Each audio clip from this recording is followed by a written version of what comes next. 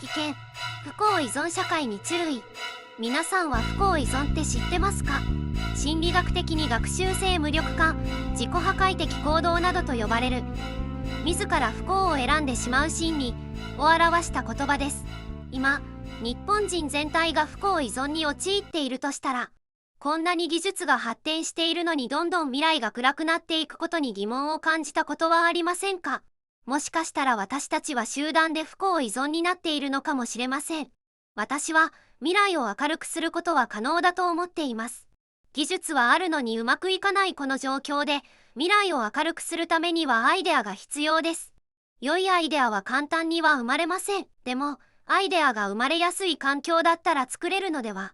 一緒に未来を明るくする方法を考えませんか？